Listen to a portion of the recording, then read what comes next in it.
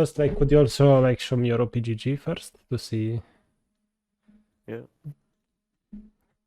some general info first, and like while I watched OPGG, like you could tell me like how did you start playing League, why did you start maining Jinx and stuff like that, like your journey with League so far. Okay. Started League in high school. Towards Season the end 5, of I it. see. Nice. Yeah. My friend was playing it and he got me started. Mm-hmm. My first main was Shyvana, I think, and then it went to Garen and now Jinx. Nice, interesting turn of events. Yeah, I don't really know why I started playing Jinx. I just did because I think it was a year before Arcane came out. Okay, another is arcade-inspired gamer. I like that. I like to see that. Yeah, Nice. I changed my name straight after Arcane came out. We will show them, yeah, what Silco said, yeah. Yeah. Ah, that was such a good show. Okay, let me share my screen with you. Open everything up. Okay. So you started nicely, bronze, silver, played for fun, I guess, casually, and now you just say, okay, I wanna get better, right? You wanna improve. Yeah. Wanna Yep. prove to yourself that you can play better and learn from your mistakes.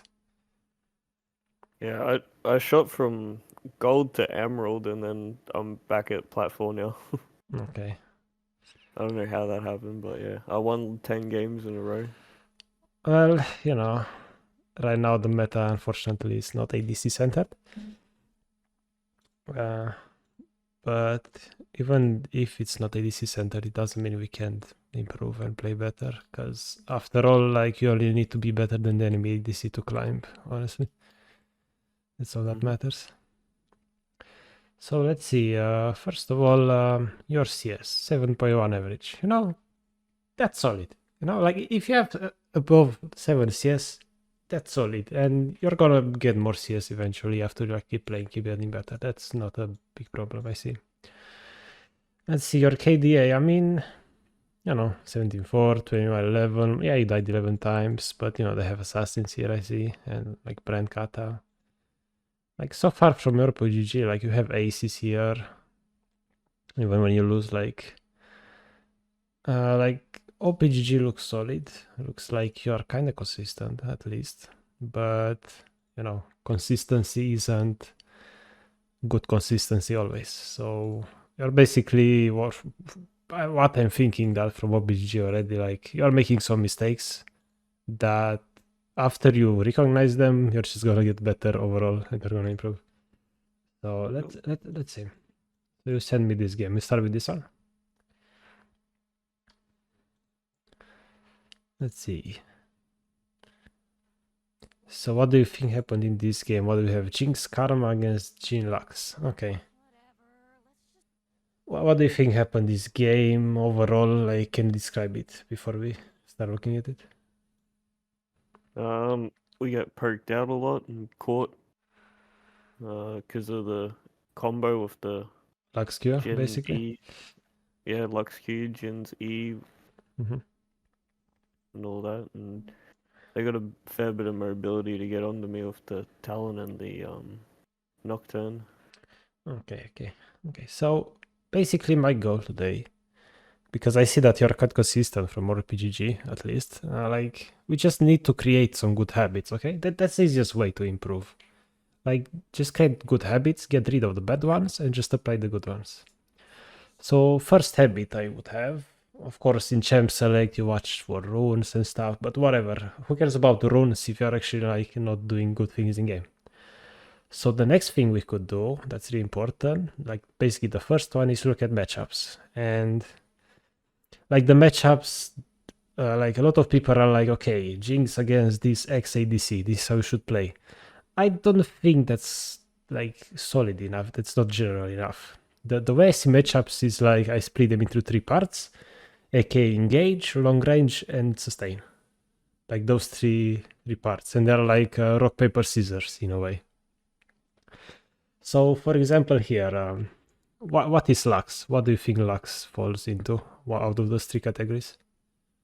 Range poke. Yeah, range poke. What about Karma? Same thing. Range poke. Yeah, same thing with maybe a bit Little of bit of engage because she'll be tanky with those shields. Yeah, exactly. But mostly poke. What about Jin? Poke sort of engage, I guess. Not really. It's like immobile, kind of like good root. Yeah, poke maybe. Like normal, just an ADC, maybe poke long range. And then Jinx. What do you think Jinx is? Poke, I guess. Yeah, immobile poke, exactly, like long range. So basically, bot lane right now is 4 poke champions. It's gonna be a skill shot fest, basically. That's what we need to think first, because you know, if you are against sustain, for example, and you have poke, it's like sometimes that poke doesn't mean much. Like let's say you have an option to get a minion or to poke an enemy, and you poke the enemy instead of get the minion, but the poke is not worthy because they have sustain. You know, that's one thing to think about. But in this case, it's just poke versus poke, which means no sustain, which means every little poke you do is gonna add up eventually. Oh my god, what happened here? Like, first of all, like, we're just sitting level 1, I stayed there. I mean, usually, this spot I like it a lot. On blue side, it's like around there. But I would I retreated too early. Yeah, exactly. Like, see, already you can see a mistake you made, which is great. Like, here, I usually stay here until minute 1 and 20-ish. Just so they can sneak up on us and late invade. But yeah, like, this is a small mistake that's gonna get fixed easily, no problem. You just, you know, first good habit you can, like, already we didn't even get to landing phase, and you already found a thing you can change, a good habit you can apply, and that's gonna increase your win rate, you know. This is the fun about like watching your replays and everything about that, and improving at the game. Because improving at the game, like, after a certain point, after you get past the okay, I'm new to the game, I don't know what champions do, like what champions do. Like the next step is to just look at macro basically and just fix non-mechanical things. And these are the easiest things to fix as well. Because to learn a new mechanic you need thousands of games maybe. But to learn a new trick, well, you can just apply it instantly after you know it.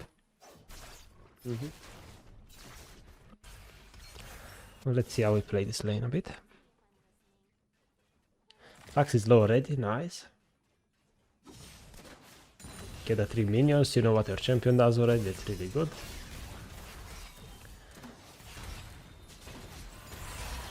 So far really good, you are pushing for level 2. Yeah, I'm pretty sure, I think you know about the level 2 strat. Like in most lanes, you just want to get level 2 first if possible. Because, you know, you have an extra spell, you're super strong. And so far, like, you're just mashing that wave, like, even, yeah, go on. Yeah, I'm always thinking about level 2. Yeah, like, even here, like, you have an option, like, hit Jhin, because you know he's coming to basic attack the minion, or just hit the minions to push. Like, I like that you just hit the minion, because you just want to push and blast it. Yeah, tell me. Best thing about Jinx is you don't really have to decide either. A lot of the times you hit them off. Yeah, you almost hit him too here. Like almost was in blast range. Yeah, it's really good. Okay, so far like 0 issues in lane. One thing I could do here, which you might know, like you might recognize right now what to do here about your positioning. Yeah, I'm too far away from the support. Exactly. Like if you are playing for the level 2. Like we might as well play like it and play like we mean it. Play like we wanna go in. Yep. And especially now that Lux use Q, you just, you know, go W. Yeah, I think I didn't need to respect the Q because we were gonna get level 2. Yeah, okay. Let's talk about expect it. Yeah. Like get level 2. I'm curious why you don't like control W instantly to get your zap. And like once you get level 2, you move up a bit so minions are not in the way. And here's a cool little trick you can do with skill shots. Like let's say you play Jinx, let's say you play Kai'Sa, and you have an important skill shot like the W. Like in the early game, most of your damage, like burst damage, just comes out of your abilities, you know? Let's say your W. Like if you don't hit your W, you might also miss a basic attack because you don't apply the slow to catch them, for example. So this is why, like, in the early game, especially Jinx level 2, you just wanna make sure that you hit your W. And there's a couple ways to guarantee that. First one is to hit W once the enemy is rooted or stunned, for sure, you know, of course. But the other way to hit it consistently is to use walls and terrain. Like right now, Jin used 4-shot on this minion, and where do you think he's gonna go after this? Where is his next click? Towards the tower, I guess. Yeah, like around here, right? You know, towards the tower like this. Okay, so basically he cannot move up because of this wall. He cannot move down because of the karma, so he's just gonna go straight here, in this path. And you are in a perfect spot to just W here and guarantee you hit it, right? Yep.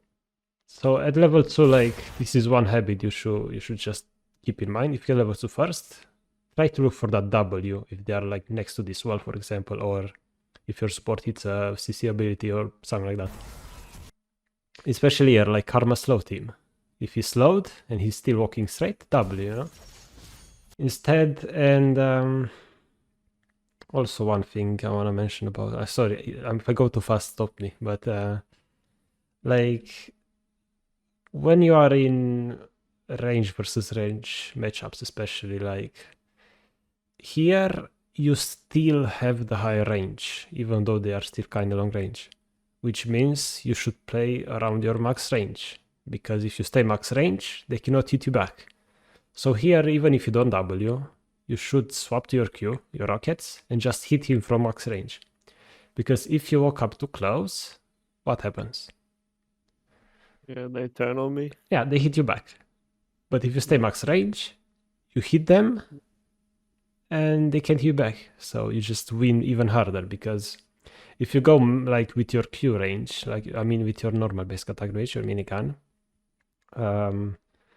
and you start hitting them and trading them, like, yeah, you're gonna deal a bit more damage because you have more attack speed, but in return you're gonna take a lot of damage compared to staying max range with rockets and not taking any damage. You know, the difference between your HP and the enemy HP is greater if you stay max range and avoid damage, even though they don't lose as much HP, you know?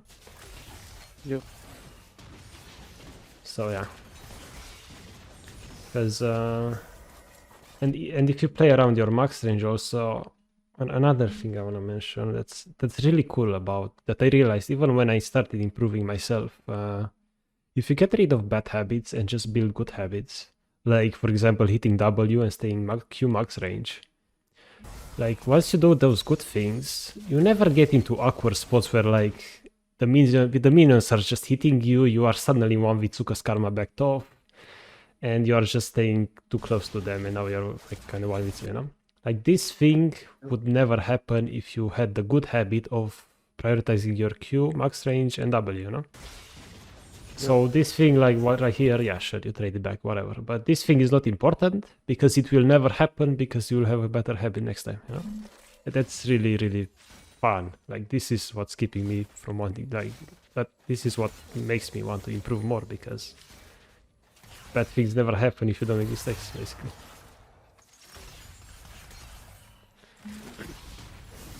Okay, now... Go. Hello? Yeah, you're right. I just said cool. Oh, okay, I thought can't- you said hello. Sorry. Anyway. But yeah, okay. Okay, here. Okay, let's talk about this lane in general now. As an ADC especially, like, you always want to have in the back of your mind, like, this should be a habit. Like, in the back of your mind, you should have, like, a list, or, like, yeah, a list, I guess, of things that are dangerous to you. And in this lane, what do you think that list is? Like, highest priority to lowest, for example? What do you think is the highest priority? Lux Q Lux and Q. then Jin E. No, like just Lux Q, basically, right? Like Jin Okay. E, like it's a trap. Jin E doesn't matter. He doesn't even have it right now. Oh, is it W? Sorry, Oh yeah, I'm a W. okay. The W. Yeah, I mean, Whatever yeah, the but fuck is, yeah. Lux Q is the highest priority, and then Jin W, Yeah. and then maybe W. the Lux E because that's a bit of damage. But Yep. basically, if you never get rooted by the Lux Q or Jin W, you can just play the game and stay max range. They can't do anything to you. Yep. And you just gotta have that in the back of your mind. And once they use those key abilities, it means you can go crazy. Lux uses E. You still have in the back of your mind here that looks, Lux can have a good angle to hit you here. I would just back off behind this minion slowly. Maybe even behind the casters, so Lux Q cannot hit you in any way. I'm surprised she didn't try to hit you. Instead she hits Karma. Jin used W. So basically, what does that mean? Yeah, I'm safe to Yeah, fight. you're safe to do something. max To range. go crazy, stay max range, hit them, use a W, nice, there you go, see? And that was free, because they just did their abilities. Okay. Yep. So these are, it's only like minute 3, and we learned so much already, right? From like only a bit of positioning, playing around your strengths, your range. But there's another thing, and I'm talking all about these good habits that we're forming. But I don't want you to just go into the next game and apply everything, you just make a list of things you need to learn in order, like this game I worry about my level 2 being better, next game I worry about jungle presence, and so on. So this is why I want to remind a bit and talk about the map, vision, and your jungler and enemy jungler, because that's also a really important thing you gotta keep in mind. So first of all, like we want to know kind of where the enemy jungler starts, because if you know that, and we also know the fact that usually all junglers full clear, right? They just want to get their 6 camps and then go scatter. That's what usually happens with junglers. And because we know that and we know where the enemy jungler starts, it's like you basically know exactly where they are, right? So in this game, for example, Beve starts bot, and we see Jin coming to lane late, and they probably invaded here. The enemy jungler was bot anyway, so we know enemy jungler is bot. Okay, if enemy jungler is bot, if our jungler is bot, and they both want a full clear, let's keep to, I don't know, here. Where do you think the enemy jungler is right now? Chickens or moving to wolves. Exactly, and you got to this conclusion, why? Because I just copied Velbeth's Exactly, position. exactly. Like this is another good habit you can just apply every game. If you don't know where the enemy jungle is in the early game and you kind of know where they started, even if you don't know where they started, you just flip. Just flip with your jungler. If they started top, right now they're moving towards the raptors. If not, like if they started both, they're moving towards wolves. So you basically just know all, like in the first 3-4 minutes, you just know where the enemy jungle is. And this just allows you to do what you're doing right now and play aggressive, go crazy if you're in the stronger lane, go crazy if you get level 2. And you can do this because you just know where the jungle is. This game, I don't know if you had that in mind, but if you have this in your mind, like, you're just gonna perform better because you're gonna have no, like, doubts about this being a good play. Like, you won't be scared of the enemy jungler because you know they are not here. Yep. Okay. I might have been thinking about that, but I might have forgotten it. I don't know. No, but it's fine. I do try and track the jungle and stuff, but yeah. Yeah, like when you're gonna, like, after this session, like, we want to play some games, and when eventually wanna improve tracking the enemy jungler better, like, you're just gonna have this in the back of your mind every time you play. After a while, it's just gonna become a good habit. You won't even think about it. Yep. Okay, let's pause right here. I think this is where we left off. Okay, we just pushed level 2. There's the cannon wave under turret. Jin is low, Lux throw E, whatever. like I said that usually junglers full clear, right? And then jungle started bot, and there should be at like blue buff right now, or grump, whatever. But sometimes, you know, we are just guessing at this point. 90% of the game, sure, this is gonna happen. But what if this jungler is crazy, gets 3 camps, and wants to gank bot right now, you know? We need to keep that in mind. And the easiest way not to get surprised by jungler, even if you kinda know they are, like, unless you know guaranteed where they are, it means the enemy jungler could be right behind you, basically. So I want to talk about warding and getting vision. What this situation you are in right now is basically what I call like a ward timer. Like right now, there's nothing for you to do. You don't have mana, you don't have enough minions to kind of hit turret.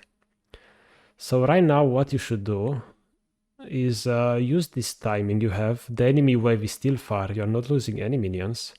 So you just need to use this timing to get some vision, basically. Because right now, what are you doing here? Well, Tunnel visioning. yeah, like you just wasted 7 seconds, maybe, I don't know, doing completely nothing. You know, when you had a timer where you could leave lane and not lose anything and not gain anything either.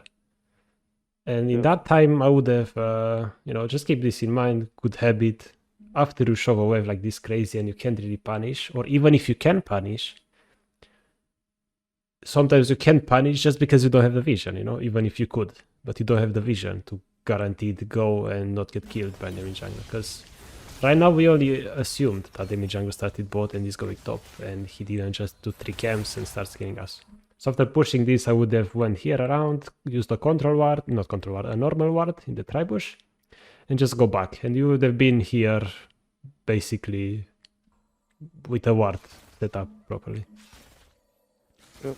And this thing just helps so much. Especially because, let's say the enemy jungler started bot, they are full clear top, and they know the Belvet is scuttler, and they know they can't win the 1v1 or whatever. So they recall and go bot lane. Well, because you placed the ward in the tribush, now you see the enemy jungler coming bot lane, because you placed it earlier, you know? Like, even if you know the enemy jungler is top, placing a ward, especially deeper, like the tribush ward, it's a bit deeper, like that helps you in the future as well, not just for the moment. Okay, that's like a couple things about jungler and vision that we are gonna work on once the game, like when we see in the future of this game. Okay, right now, you know, positioning, you just want to know, like, when to be aggressive or not is basically what I'm seeing here. You're missing, like, you see they are using everything on Karma, you see Lux just use Q. What can you do here?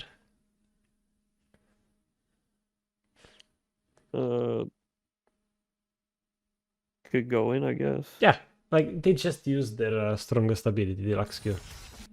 And yet, you know, you're chilling. And Karma's 1v2. Yeah.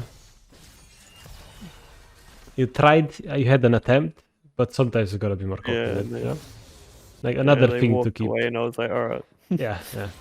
But if you try to, like, if you were keeping an eye on Lux and see that, oh, she's using Q, switch rockets, right click the Jhin right now. Especially if he wants to press W, he's stuck in W animation. If you were a bit closer, boom, free basic, you know? Because, like, sometimes in laning, like, our support's in sometimes, you know, like Karma got hit by Lux Q, she's getting hit by GW, whatever. She's a mid shield for us right now. And if she's a mid shield, we can hit enemies for free, you know? You've gotta keep that in mind. Could just instantly flash them. The second I see the Lux Q, nothing can hold me back. Flash them. Honestly, if you knew that Jhin doesn't have flash right here, you know, when Lux plays Q, like if you knew Jhin doesn't have flash, like honestly, I would flash. Yeah, sure. But of course he has flash, you don't do that. But yeah. Yeah, I think I did see it, and I walked at them, and then it was a bit too late at that point. Yeah. Nothing I can do. Yeah. Okay. Nice Karma Q. But yeah, yeah, so far, like, you know, probably the first habit I would tell you to work on is setting up vision, because especially because you said you die a lot. Like, the easiest way, especially on a scaling champion like Jinx, the easiest way to win more games is to not die early and get to the late game. And to do that, if you have good vision, you just won't die early, because you know exactly how to play a 2v2, because, you know, Lux, Q, Jin W, that's all they have. If you know they use those, you can go in. If they don't use those, you can go in. So it's impossible for you to die. But when you add a jungler into the equation, well, it's way easier to die, you know? But if you have the good vision set up, well, nothing can kill you, basically, because you know everything. Yeah. Yeah, that's definitely a problem because the amount of times I look and I've got 2 charges of trinkets is Yeah. ridiculous. Yeah, exactly. Like, this is another like one of those awkward spots where, like, okay, I'm chilling here, I have two trinkets. This thing will never happen to you again if you actually, like, try to place vision wherever you have the time to and whenever you need to. So this spot, like with 2 wards on your inventory, like, this will never happen again if you have that good habit. Okay, we see Nocturne, we see Karma living. I like that you chill here and just get the wave, honestly. But yeah, I mean, And go wood. what? And then I go wood is where I should be wooding them in. I mean, right now the Or wave's not. in the middle, you need to catch it. You can't go ward right now because you would kind of lose a minion. And you are safe enough here with Karma being your ward, kinda. But, you know, even here and here, like, and even before that, like, Jin is kind of low HP, right? So, and you're almost full. Like, you just gotta. Sometimes, like, to win games, even early game, like, you don't have to win early game matchings, right? Because you scale late game and kill enemy late game. But in this kind of situation where you know, like, they have Lux Q basically and Jin W to kill you, and you see Jin is super low HP, it's like you could be a bit more aggressive, right? Like, you could just basic attack Jin here. You try to, fine. But it's like you wanna be ready to act once they use an ability. Once Lux uses Q on Karma. You just wanna be ready to act because you know you are stronger, you know Jin is low HP, and you know they can kill you. Yeah. But this is just one matchup. Like, this is an example. We'll look at another game later and see how we do there. But yeah, like, when you know what can kill you and can't kill you, you just need to have some confidence. Because if you stay max range of Lux, and for example, if Lux is hugging this bottom wall, and Jin is sitting alone here, like, they can't kill you, like, they can't hit you with the Lux Q. So you can, like, be a bit more aggressive, like, try to make Jin lose some CS, in a way. Like, show the dominance. Yeah. Lux use Q right now. Yeah, I You need to dodge the punch E? them all, 'cause that's all I'm doing is sitting max range so I can dodge the E's. Okay. That's all I'm thinking about in this situation. So yeah, I need to. Yeah, but okay, you Lux use Q, you dodge Lux E, perfect. Okay. Right now, And now I can step up. why do you think you should step up? What's the reason? Because she used her E and like Okay. as in well not like engage, but like I can be ready for something if she misses a Q Yeah. or something. Like, she just used QE, no threat. Jin won W randomly, what the fuck is gonna matter? But the thing is that he's got 4 shot, and, you know, there's 2 like half HP minions, which means he kinda wants to get those minions. So you should walk up and deny him some minions, you know? They just use their stronger spell, the Lux Q and the Lux E as well. You can walk up and deny them CS. You know, you can be aggressive, but instead he just gets it for free. Yep. But yeah, again, see? What do you think you should do right now? Wood. Yeah, there you go. Very good. Right now you are just left, right, you know? At least Karma works for you, but yeah, you know, if only Karma wards, you will not have 100% ward coverage like all the game, because it's not enough with 1 champion wards. Yeah. Okay. I think that watching Karma walk off the wood was the only time I thought about warding. And I was like, oh, she's got it. Okay. let's talk about what's happening right here. Okay. One thing, like if you're gonna remember something from this coaching session, is the fact that the minimap basically tell us how to play the game. So what does the minimap tell us? Like what info do you know right now about any position and like your team's positioning? Jungle's bot side, mid's missing, dragon's up. Okay. So they're Do you know where the probably enemy gonna jungler wanna- is? bot side, I guess. Could be, yeah. Like if you don't know where the enemy jungler is, his bot side, I guess, yeah. Velvet, you know, she looks like she's going to go get those chickens, right? That one is paid. Okay. So we could be in a 2v3 situation right now because we don't know where the enemy jungler is. But we have a ward in the tribush, which means we can go aggressive. We have the vision. Even if Noxer comes from here, from tribush or from the river, we just see him. So that means that, for example, here when the wave is even, like right now, the way I see this lane is like you have two options. And it's kind of a personal preference, but you could just stop hitting the wave, only last hit, and just move up with Karma and just deny them the minions. Because what can they do, right?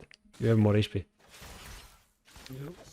Or you could do the other thing, which is shove and get plates. But, you know, that's a bit more risky. But it's also a good option. But the thing about shoving and getting plates is the fact that if you shove like from back here and you let them hit the minions, when you're done shoving, you don't have enough minions. So one thing you could do is, especially in lanes where you have the pressure, right now you're winning, Lux no mana, Jhin no mana, like you just need to go crazy, right? You know you're stronger. They don't have their key spells because no mana to use spells. So when you're stronger, one thing you could do that's gonna like guarantee you something in return for free is playing with your wave, aka the bigger your wave is, the less the MS can do. So if you only last hit this wave and you deny them hitting the wave at all, basically you have like these 3 casters alive, your next wave comes in, you shove it, and you have 6 casters and 3 melee minions ready to go under the enemy turret. You have the vision, you get a plate for free, right? But if you shove it right now, you don't get anything. Because my prediction is that, let's see, you shove this wave and you probably recall, or you just hang around and don't really do much. Or try to poke and that's it. Let's see what's happening. Actually, the next wave is coming. Let's see.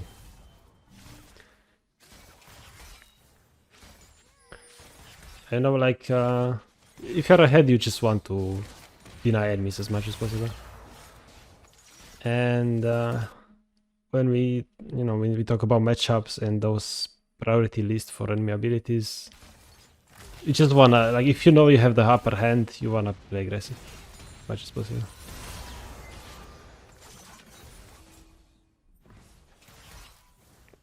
So yeah, basically exactly what I said, right?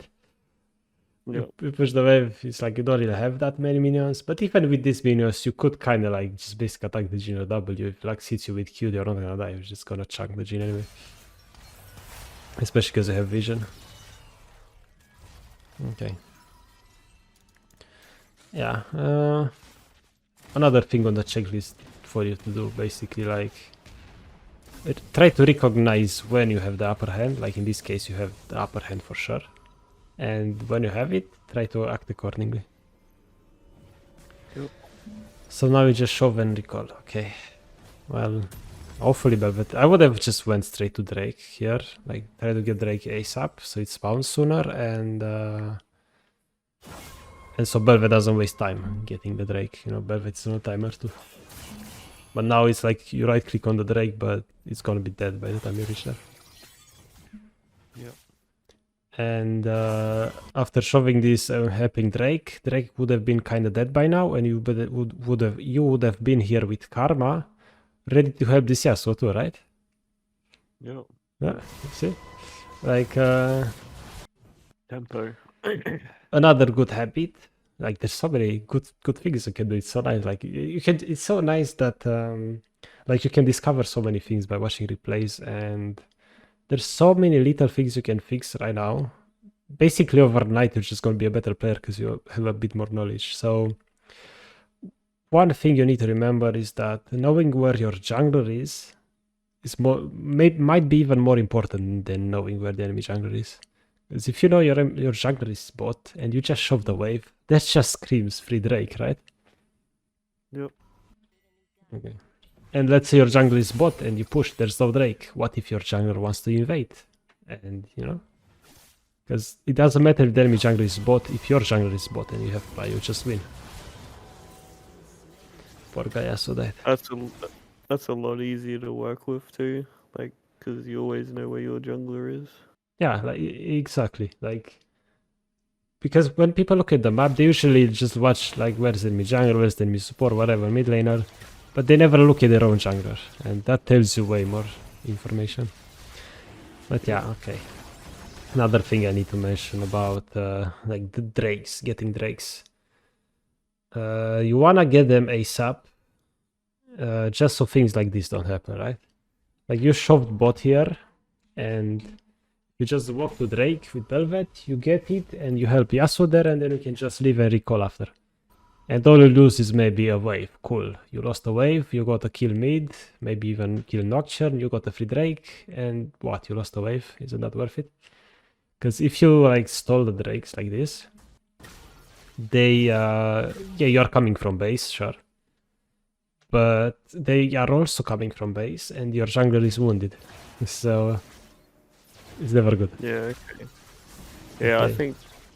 I think that was what I was thinking, was just the item advantage or whatever, but it doesn't matter at this point. Yeah, the they item come from advantage doesn't matter if you do the Drake before they even arrive. That's the thing. Yeah. But looks like things are going well.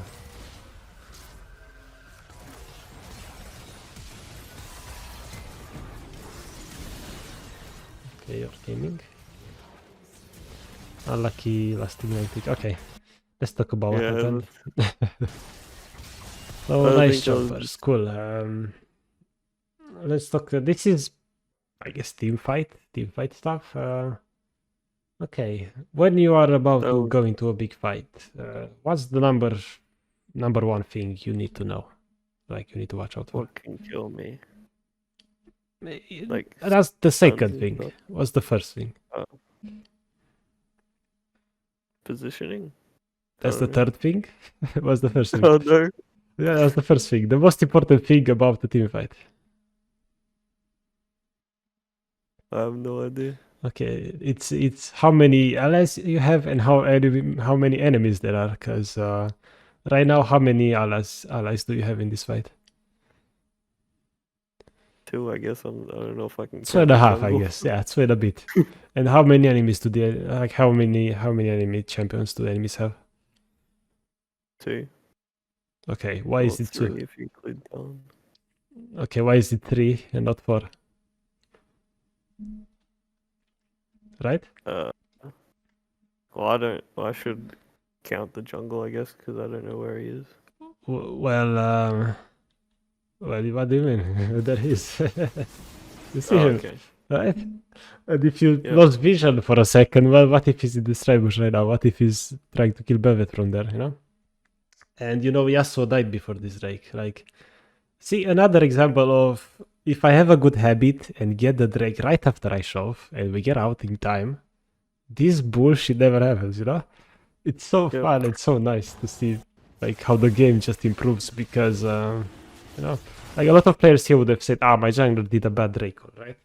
But actually, you know, it's way different. It's way more than that. And like right now, well, shit happens. If you recognize, like, even if you int right now, okay, and you see on the map, oh my god, they're flanking us, Belvy is dead, okay, flash over this wall up here, just flash over this, get out, it is what it is, we all make mistakes. But instead you kind of fought 1v2, they are fighting 2v2 here, it's just a disaster. That's never gonna happen if we don't do the Drake mistake ever again. So yeah, it's fine. It is what it is. We learn from mistakes, it's alright. No big deal. I think I DC'd for a little bit there. You decide? Okay. For a little bit. Okay, it's fine. But yeah, we learn from mistakes, we're chilling. These things will never happen again if we just don't make the mistake leading to this shit that's happening.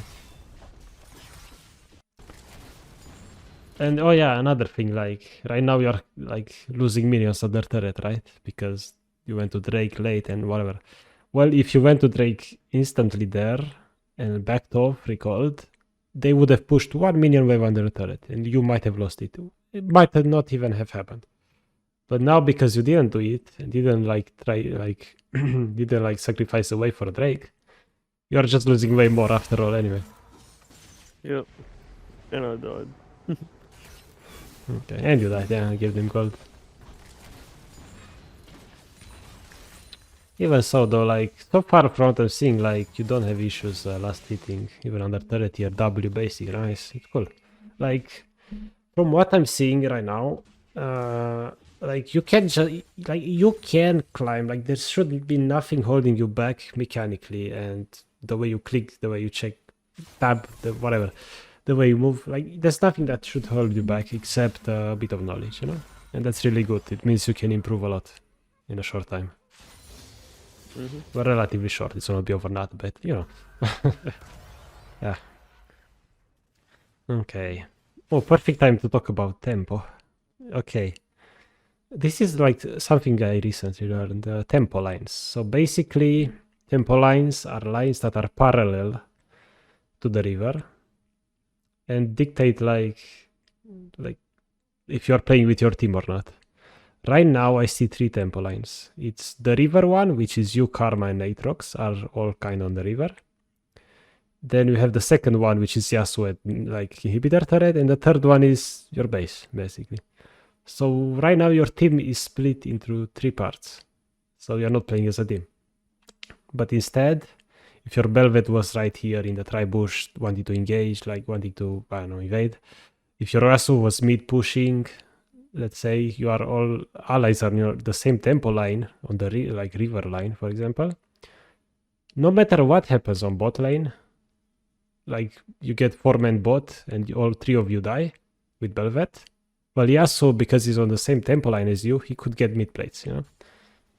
And right now, because you have these 3 tempo lines, it means you need to do something about it. AKA, you shove this lane, you shove this wave, and then you chill, you go get vision, you go get a camp, you do something else that's not staying in enemy's face, because guess what, if Nocturne like ults you right now, well, Belvet is nowhere near close to you to help you, or the Yasuo and the Aatrox are nowhere near close enough to help you. And by close enough, I mean on the tempo line. But yeah, basically here you know, you're kind of not hitting the wave. Like, you should just shove it and go hard, right? Yep. Okay. Like, you should always... this is another rule I should tell you about. Like, that's actually really easy to remember. Like, if you ever want to get, like, past the river or, like, next to their turret, to do that, you need to know one of 2 things. First of all, if you know exactly where the jungler is, the enemy jungler, like let's say enemy jungler is doing heraldry and you know that, use an ward, yeah, you can do it, no problem. And second of all, if you don't know that, but you have vision, deep vision, like in tri-bush or this red buff, for example, then you can do that as well. But here, it's like you kind of push this slowly, whatever. And okay. What if Nocturne is in tri-bush right now and is coming behind you to kill you, right? That's not good. So basically, this is why we look at our minion wave, we look at our allies, Belvet in base. Okay, we don't have any allies, we don't know where the enemy jungler is. We can just shove this, set up some vision, do something else, not just stay in their face, because we are basically playing alone. We don't have a jungler right now. So let's see I'm curious to see what happens. I'm gonna hit the wave, okay. And now you set up vision. No, you don't. I should be. Yeah. See, like you already know, like one thing you can fix instantly, no problem. It's gonna make you play way better, which is good. Again, you had that timer where nothing was happening and you could just get beaten. Okay, another thing. There's so many things. You saw Lux use sweeper in these two brushes, and that's usually like a red flag. Like it's telling you, okay, why would she scout those brushes? Maybe. Why would she do it? I wonder. Do you know why?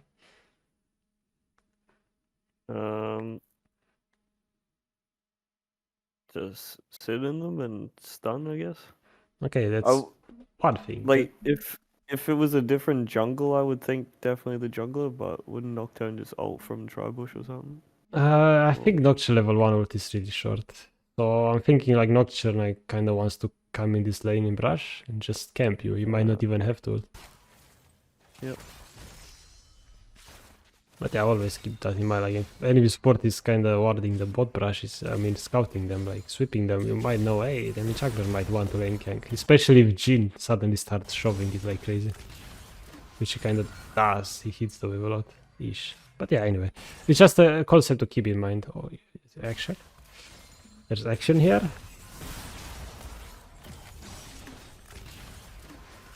Okay. It's so funny. You and Jill are chilling 1v1 and your support and enemy support are just who knows where. So this is a 1v1. Yeah, I never got to talk about like being 1v2 in lane or being 2v1 in lane based on the enemy positioning and your positioning, because we didn't have a good example early. But we'll get to it next game. Yep. But yeah, like here, you know, you recognize that Jin is just too close to you. You know, hey, I'm gonna place chompers. You like that, and we pressure. You dodge the look. You dodge GW. You dodge Lux Q. Yeah, this I'm telling you, like you have the mechanics of a diamond player, no problem. Yeah, I was waiting for it all. Yeah, I seen it coming. Yeah, and if you have that checklist in mind with list of threats, well, you see them coming and you can dodge them, no problem, right?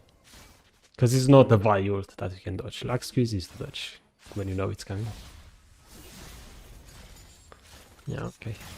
And it would be even easier to dodge that stuff if I play max range and I ward. Exactly. Okay, but now, now you don't ward. But yeah. you know, enemy team has defeated F Herald. There's Nocturne. You don't ward. It doesn't matter. You know where the enemy jungle is. You can go crazy now. You know it's fine. Although there's one thing you need to keep in mind as well. Unfortunately, there's an enemy mid laner as well. So especially because it's Talon. Oh, you see Talon. Cool. Go crazy now. Try to get a plate, for example. Try to poke them. Try to W ult the Jin. You know, go crazy here. I hope that's what you do.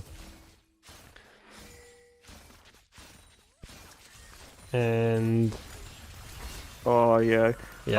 I think I remember being annoyed at this because I was like, I wanted to kill him so bad, and Karma left. I was like, well, never mind.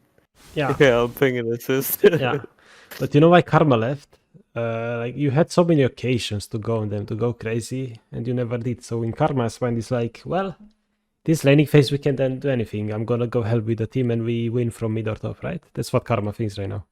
But instead, if you like took those opportunities and went crazy, Karma would have been like, oh, I'm gonna be bot, there's action, we win, you know? That's the thing. Yeah. So here, for example, like Nocturne is top, you just pumping enemies here, you're pumping the enemy turret, you're pumping the Lux, you try to hit W, basically attack them, you know?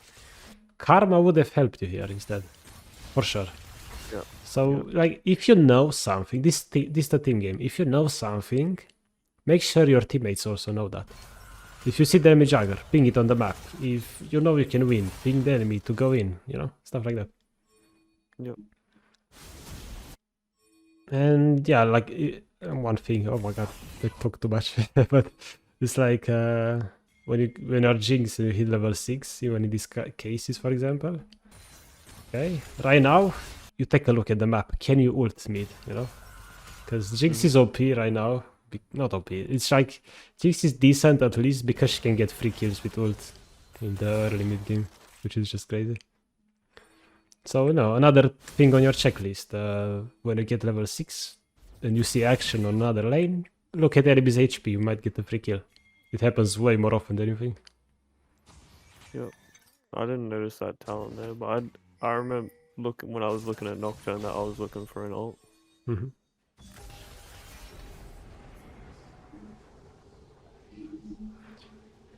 Okay, let's see what's going on now. You see 2 people mid, right? I think. Nice. Oh, flash. Okay. I don't know, flash, no. Okay, let me watch what's happening again. Okay, Karma hits that. What's like... Okay. Oh, perfect example to talk about the 1v2 2v1 situation. I call this the like triangle of bot lane, whatever. It's like, okay, usually you form a triangle. Let's say my cursor, like your cursor right now, it's you, Karma is there, and Lux is there. You have like a triangle of 2 allies, 1 enemy, this triangle. So Lux is basically 1v2 right now, if you were there. Even if you're here, it's the triangle that's really narrow, whatever. Lux is 1v2. Jin is off screen. Go crazy, man. Go crazy, it's 2v1, you know?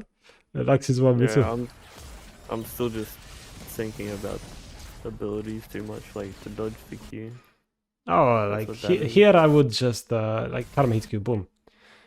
Ghost, press E, right click W, like Karma hits that, use W instantly, E instantly, and Ghost. Because like in your mind it's like, okay, if I have Ghost and Lux presses Q, I could dodge it, right?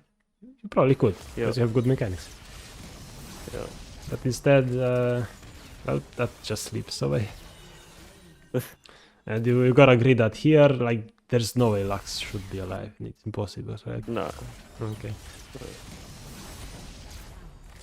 But at this is only because, like, you need a bit of confidence, you know, like. From what I'm seeing, like, you need to play around vision, set up vision, and be more like assertive. Like, if you know something, tell your teammates, ping, and go crazy.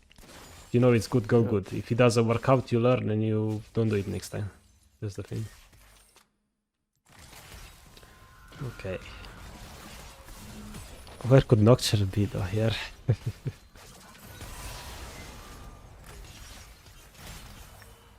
I know you're hitting turret and stuff, but yeah, like, if you set up vision beforehand, this would be free, no problem. But now you're kind of gambling it. But I don't know, this case is a bit like on the edge, because it's like Jin is low HP. If Nocturne comes, but right now you kind of don't have issues anyway, but it's right on the edge, you don't know. You may or may not have issues. Let's see. Let's see. Yeah. Well, so I think this game, this is the 4th time you push without vision, probably 4th. And imagine if Nocturne punished you every time. The 3 times you did it, nothing happened. But this time, yeah, I'm here. Jin is too far. Well, like, from now on, like in your games, even if there's a plate to get right now, I know that. It's annoying when there's a plate and you can't get it because you don't have vision. But right now in your games, I think like you're just gonna, in 100 games, you're gonna win 5 more at least, just because after you shove a wave and you don't have vision, you set up vision. That's the #1 thing I want to just learn, because that's gonna make you more aware of the game and more aware of basically what's happening and what you should do next. I should probably write this down. I mean, oh yeah, I want to ask you, like, you don't mind if this is uploaded to YouTube? Because I want to upload this to YouTube. Yeah, no problem. Okay, there you go, you can rewatch it. Perfect. Cool. Yeah, like, good. Like, you can, like, rewatch and write everything down and do those things in order, you know, one thing at a time. And even here, like, Jin is walking, what the heck? You know, like, the 1v2 principle or 2v1 principle. You and Karma are chilling here, and suddenly your Jin walks into your range. Yeah, if you didn't back off, and you don't hit him, you know? Even if Nocturne is here, right? I don't think Jin has flash, even if he has it, whatever. Like, this should never be allowed. You should always be hitting him, because he literally has nothing to kill you with. Yeah. Although in this case you might know, okay, Nocturne is about to be ghost out. But you would have Yeah, never I been in should. this spot if you just warded beforehand. Okay, go on. Yeah.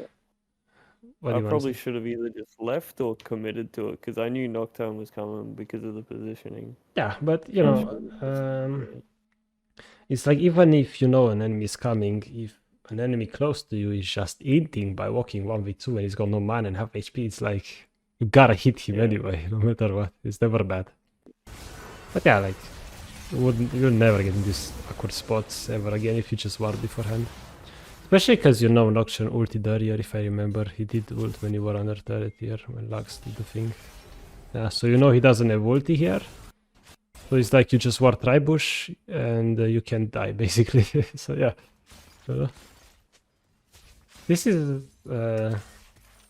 why scaling champions are still good in this game. Like usually games are decided in the early game, but because you can play so well with vision and your decisions that you just don't die in the early game, you just get to scale usually. Especially like because you like playing Platinum, Emerald, like that's when like games are still long and you can get to scale, you can get your items. So like no matter what happens, you will always reach your item spikes if you play safe enough in the early game. Unless of course enemy top is 20-0, but we don't talk about that.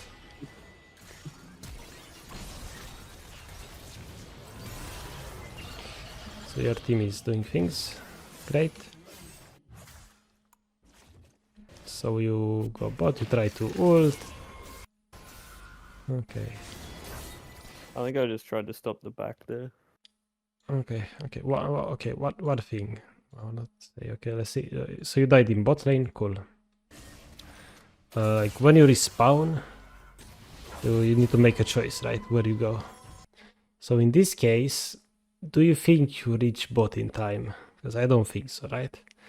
And what do you think Yasuo? What do you think Yasuo will do here after he either kills them or the enemies escape? Because then there's no way we lose this, right? What do you think Yasuo will do after this whole fight is over?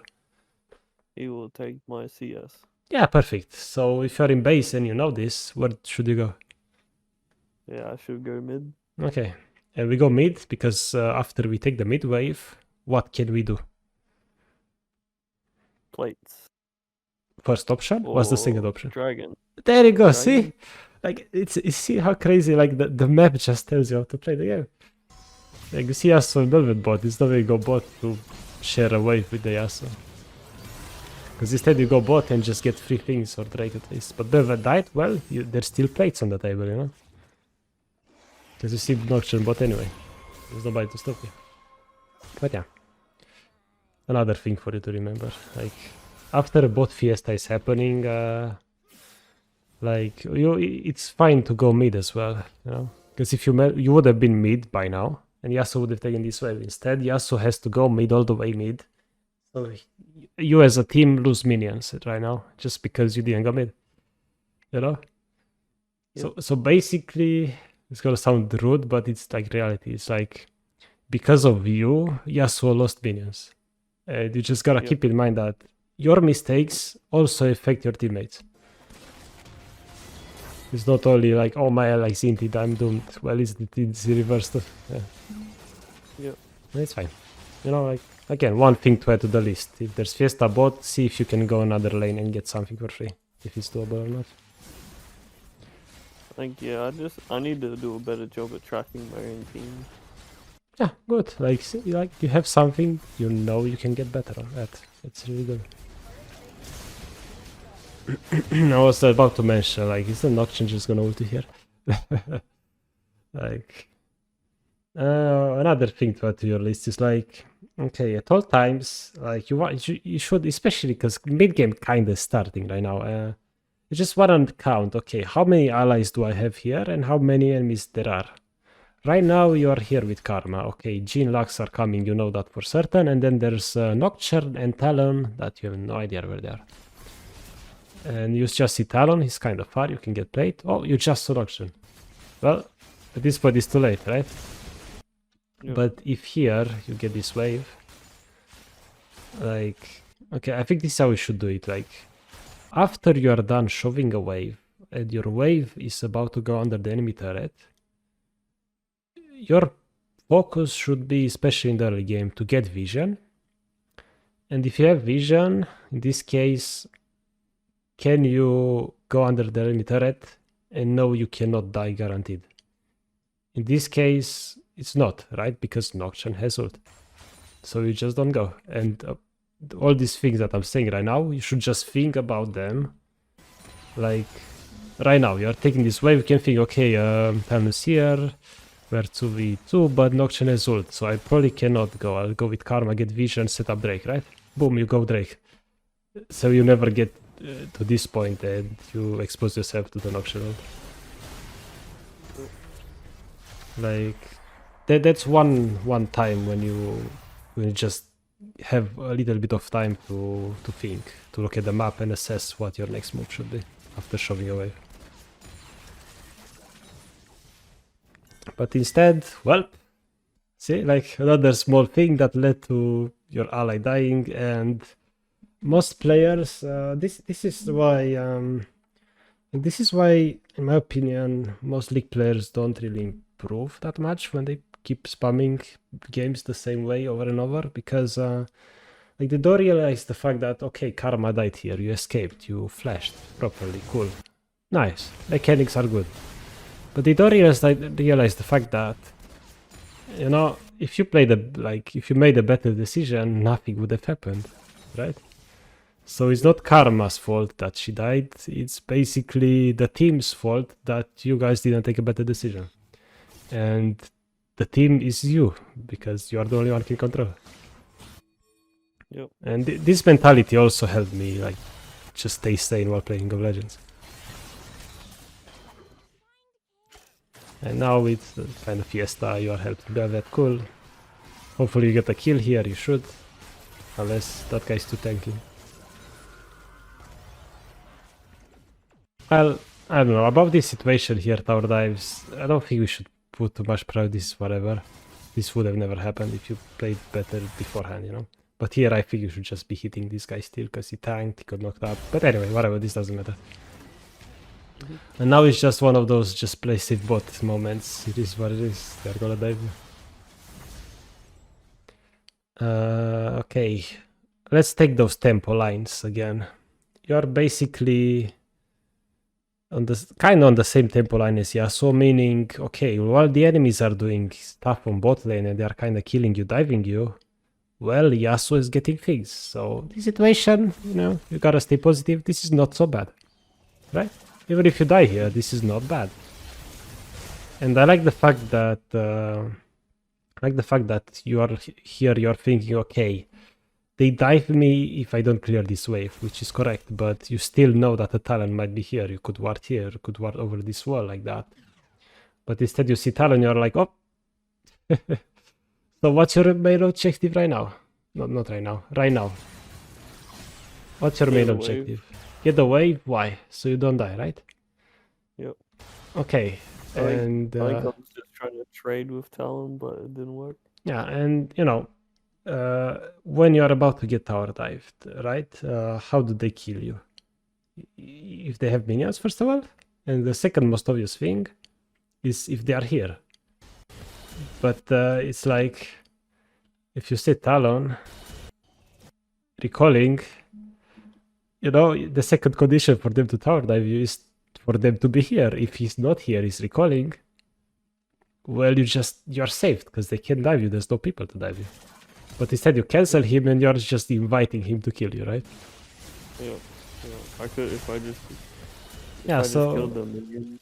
Yeah, like another thing on the list. When you're about to get tower dived, and you know this because they are just chilling behind your turret. It's like, yes, try to get this wave, but you know, this mistake, canceling an enemy recall, like that's just enemy's inting right now. He shouldn't be recalling. He can kill you under turret.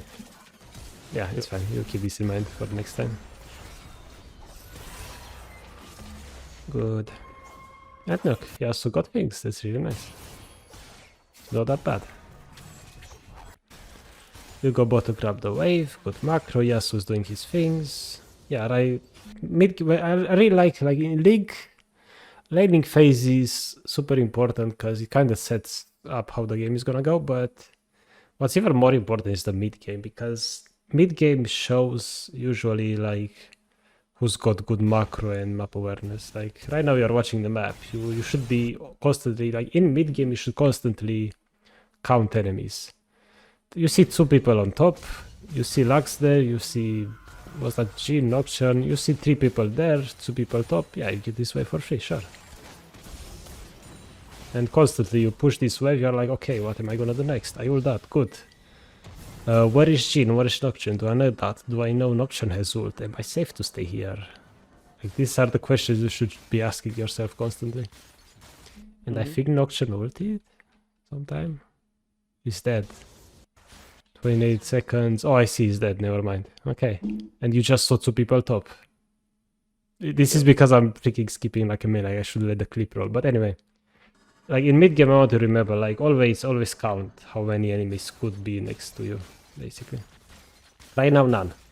Nocturne just respawned and there's 2 enemies top. They are chilling. Let me get this turret. You tank it? Why? What the heck? I was freaking out about the Nocturne, so I wanted to get it and leave. Okay. But, Okay. yeah. See, like again, like if you do a good habit, bad things like this will never happen. Nocturne is just dead right now. You know that. Nobody can be bot. So, you know, it's I don't like... really know his... Yeah, I don't really know his range, and I wasn't tracking him enough to know exactly how far out of fountain he would have been. Yeah, it's good. Like, it's really good that you recognize this stuff, because here you just back off, get the wave, get the turret recall. Cool. Or do something else. But yeah, I definitely had a lot more time than what I thought I did at that moment. Yeah, but you know, it's good. Like, making mistakes is not bad if you learn from them. It's alright. Okay. And then another thing, like, after leaving the base, you know, you need to figure out where you wanna be. By default, I go mid as well. I right-click mid, sure.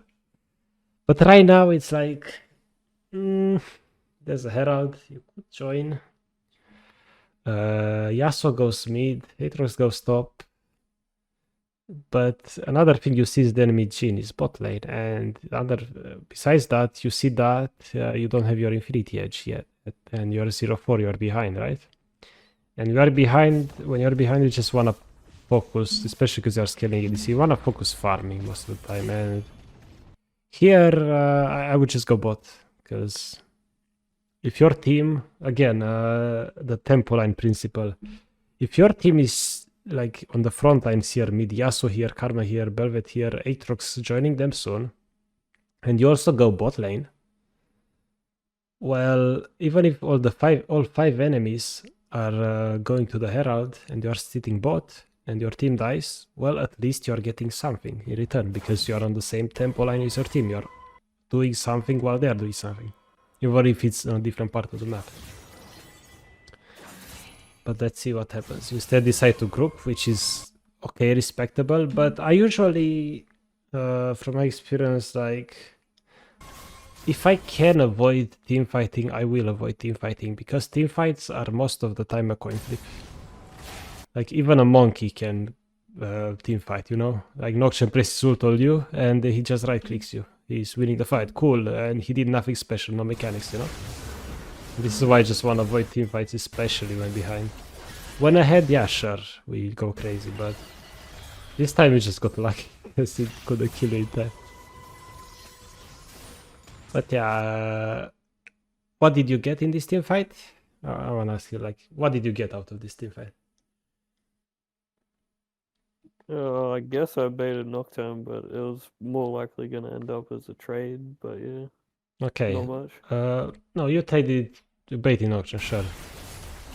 Do you think that if you weren't here, things would have been different? No, not really, because I couldn't do anything that whole time, and now I'm too low to do anything. Yeah, it's like you got fear the whole time. You did nothing. You didn't even get assist on Nocturne, right? And let's say Nocturne ulted Yasuo. Well, not like they would have killed him. You have Velvet, you have Karma. It's like Yasuo would have dealt way more damage than you running. And the Nocturne was so far, like, you were so far away from your teammates that like Yasuo couldn't even hit the Nocturne half the time. So it's like instead of being here and basically not being able to do anything because you're so behind, well, instead you could just go bot lane and grab that free wave while your team handles the game, you know? And this is just like a macro decision that started right when you left the base right now. If you just right-click bot here because you thought, yeah, they don't need me, you would have been better off than at the brink of death, and I wonder what to do after this. Well, in the end, you recognize bot wave, but you know, you're still gonna lose a ton of minions, and yeah, it's a bit sad, but you know, at least in the end, you know, okay, I'm low, finally you go bot and you get the wave, it's cool. You count the enemies, 3 enemies mid, 1 enemy top, you're chilling. Yeah, like, mid-game is basically count enemies and see where you need to go, and try to stay on the same tempo line as your team and play with the team, because if you die bot, at least your team can get Herald, you know, it's okay. Same idea now. Right now, what's keeping you from pushing the next wave? You know? Nocturne spawning, I guess. Okay. That's something to keep in mind, correct. But your team is at Herald, right? And you are on the same tempo line as them, because you are on the front lines bot and they are on the Herald. If you go grab this next wave, like in this case, it's like, I guess personal preference, well, play it safe, maybe you don't. But it's like, if you go grab the next wave and Nocturne is bot, I mean, your team gets Herald, it's cool. But if instead Nocturne goes to Herald right now, because you know, Nocturne for sure sees the Belvet is low, Yasuo's have HP. So in your mind here, you should be thinking, okay, only problem is Nocturne, he could be bot, but you know, you try to think, where does Nocturne want to go here? Kill the 0-4 Jinx, or kill the Belvet and get a Herald, you know? So I wonder, he's probably going top from what I'm seeing. Because when you look at this, don't you think, okay, it's looking really bad for your team right now, no? Like, what if the full HP Nocturne with Jhin and Rumble all go towards Herald right now? Can they just kill your team here? I'm wondering if that's gonna happen.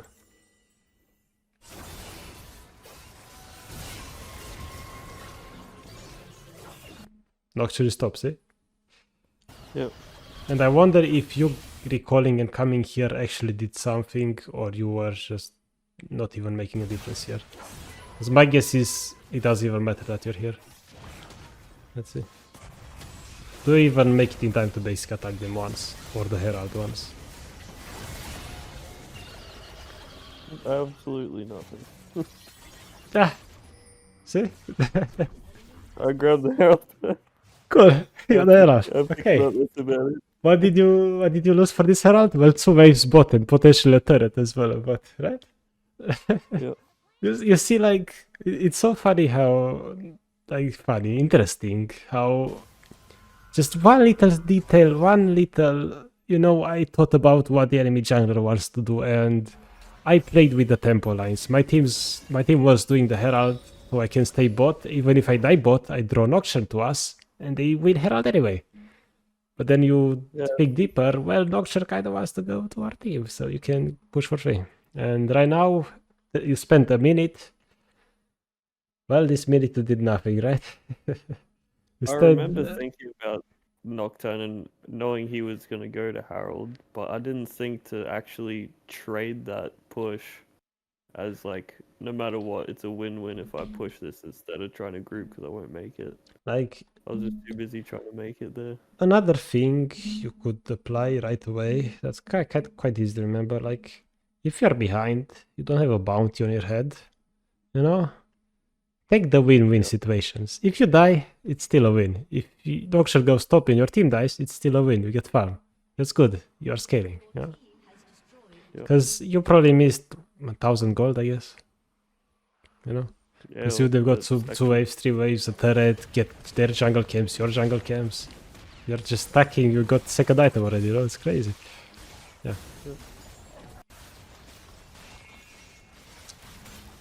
And now you are getting the camps from Velvet and... Disaster already. But yeah, it's so nice to see that like some small details just make a game way better.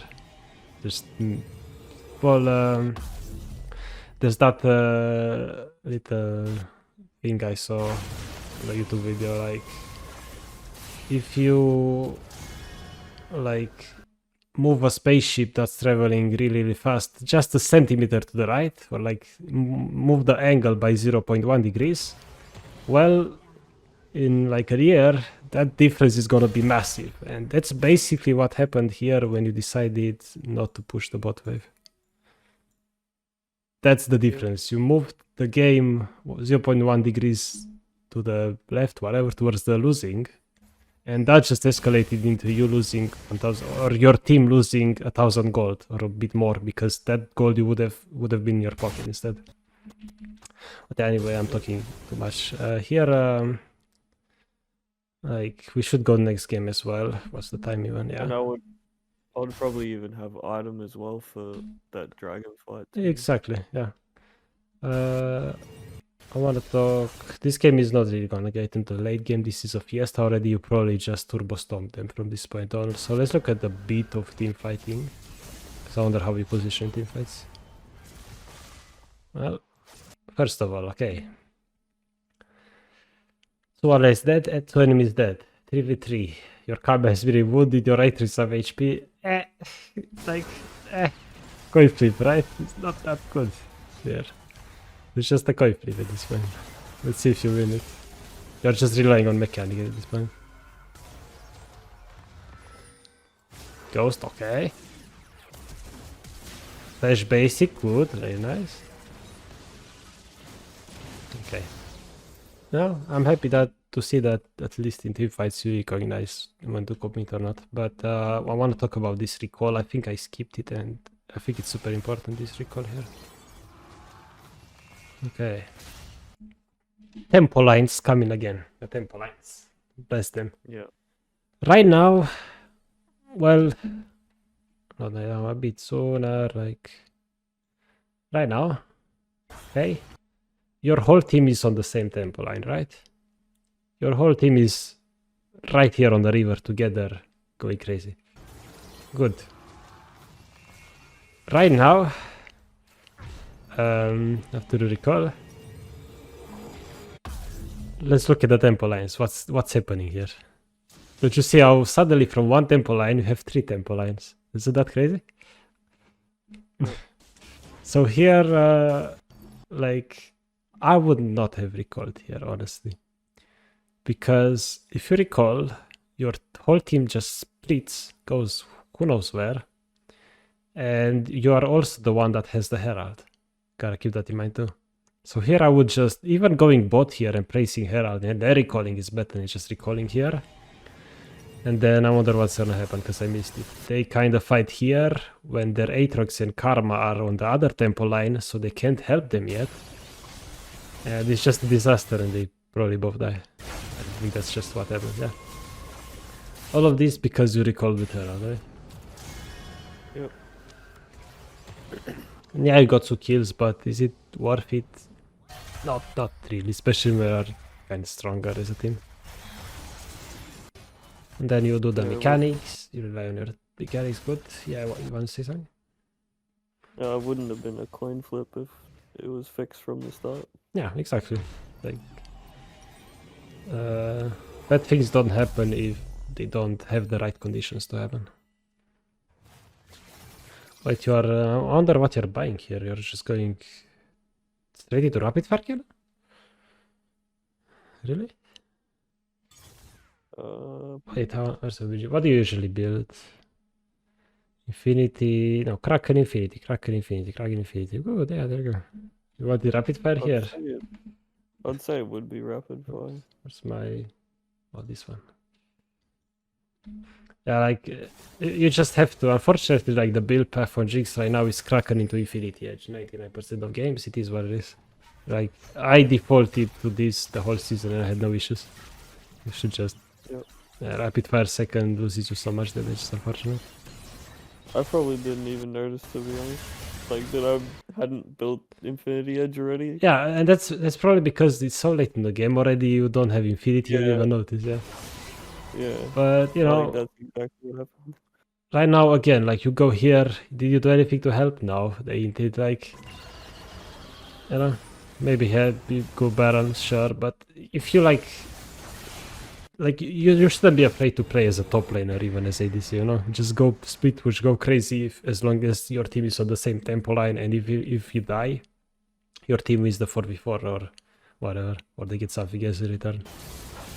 And this is just for games where you are super behind, like here, because you know usually like yeah you wanna beat your team most of the time, but if it's really chaotic and there's no really front to backing happening, which in this game there's not much front to backing happening, considering Nocturne ults you and already there's no normal team fight, you know. So you just wanna look for other options besides team fighting when you are really not built to team fight into assassins and things. But yeah, this is now should just win. I'm just glad to see that like your mechanics are great, and if you just improve on decision making, and it's just gonna succeed. Yeah. Okay. Cool. What game do we go over next? I have no idea. I just posted heaps. Random. You're random from here. Yeah. Sure. I like number 4. Go. Let's see. Oh, not the beginning. I kind of want one from the beginning, or maybe in different bot lane, like not poke and poke, something different. We have Lux here, maybe some engage bot lane because that's important as well. Sistana, this might be a sad game. I want you to have an engage support. Only Soraya. Oh, come on, where's the engage support? Yeah. No engage support. I What think the fuck? I think there'll be one. There'll be one. There's one Alistar here. Oh yeah. Unless you want me to go over something special, because I want to see how you play with an engage support. Because if you play poke, you saw what happens. Like usually when there's poke against poke, especially in support role, because on bot lane, let's be honest, support role is more important early game. When that happens, usually the enemy support or your support will walk up too much, and that's when you just punish. Just like that Lux last game walked up too much that one time. They usually do it way more often. Okay. You have I guess Twitch team with Alistar. This is going to be interesting. So yeah, like maybe I can't remember this game that much. Perfect. So in this matchup, you're the long range carry. They have Twitch, which is engage, stealth, surprise, right? And what the heck is Teemo? What do we classify Teemo as? Poke, right? I guess, yeah. And you have engage. Yep. So let's think about that rock, paper, scissors. So sustain is like, you could say like sustain counters poke, right? Because they can just sustain the poke. And then you could say sustain counters engage, because the sustain can kind of poke the engage and then they sustain to full HP, but no, it's like, I don't know where I wanted to go with that, but anyway, like if you have sustain, I remember seeing a video on that stuff, like the engage counters, sustain and sustain counters, poke and poke counters engage. Yeah. Exactly, thank you. That's what I want to say. Don't mind me, still PM. Anyway, like basically, like you don't have the higher range here just because you have Alistar, right? So when you have engage support, you wanna play around your support, of course, and you don't wanna take useless damage, because if you take useless damage, you can't engage anymore with your support. So these are the two things you need to remember when you have an engage support. First is that you don't want to take too much poke, because then you can't engage and go in. And second, which is way more important, is wave management, aka if you push into the enemy turret, well, you're just playing 1v2 because your support cannot dive under the enemy turret, right? Basically. Yep. but still you just want to go for that level 2 because Alistar combo insane, right? Like, I think no matter the lane, unless you're playing against Leona Draven like that one game, you just wanna exactly go. what I thought. Like you Draven just wanna get that level 2 if you can. In this lane, what's stopping you? Nothing. They don't have AoE, you have the AoE, you just get level 2. And another cool thing about playing like melee support against range support, your Alistar has the stacks from support item, which means he can get level 2 quicker. And now you go and you go crazy. You go crazy. You backed off. No. Okay. This is exactly why I wanted to watch this. Like, right now, look, you are getting level 2. You basic attack, you right click here. You basic attack, you right click a bit closer. You get that minion, you go in, you go crazy. Ah, you don't go. No. You know? Like, because let's think about that checklist. What's the deadliest thing in this lane that can kill you? Nothing really. Yeah, exactly. Like, what they have, like a blind, okay, that doesn't really kill you. What, Twitch stealth? Well, okay, so 0 CC, like, there's literally nothing that can just kill you, basically, one shot you. No root, no nothing. So here it's like, you know, you get a level 2, we go crazy, you know, nothing happens, and they just get away with staying too close to the minions when you get level 2. And even now, like, if you're level 2 and they're not, just step up, try to hit a W, try to hit them with rockets. They should not be allowed to get XP, or if they get XP, at least not last hit the minions. But instead, you know, he just gets to hit the minion for free. So yeah, like, I think that if you, like, in the loading screen, you just think about this kind of stuff, like, you're just gonna recognize, okay, they actually can't kill me they can't kill me with anything, so I should just go aggressive level 2 and forward. Like, and you're just gonna do that, and suddenly, oh wait, I'm winning lanes now. What? It's crazy. Because yeah, this is basically how I used to play a few years ago. I just sit on lane like this, and I'm just farming and doing nothing, because I know I scale and I win late game. That's cool. It's good to run a late game, but there are so many things in the early game that we can fix to just make reaching the late game sooner. But yeah, let's see. Let's talk about the game. Where did the enemy jungler start? Do we actually know or not? Well, the enemies kind of came from leashing, I guess. So let's say they started bot. Cool. We track the enemy jungler. We know enemy jungler is top here. Usually. But we might not know for certain. And this is why I want some vision. Right now we are a bit deep without vision, I would say. And in my opinion, when level 2 happens and you like wanna go crazy, you wanna go crazy because after you go crazy, you still have the minions, and you shove the third wave, and then you go get vision. Like, this is a standard thing you can do in winning lanes. Get level 2. If you can engage level 2, go for it, go crazy. And if after that thing happens, just shove third wave in and then just go get vision. Because that just sets you up for good things. You have vision, you can play aggressive. If you don't do it, you are basically staying on lane like right now, and nothing is happening really, right? When you could have been way more aggressive and punish the enemy.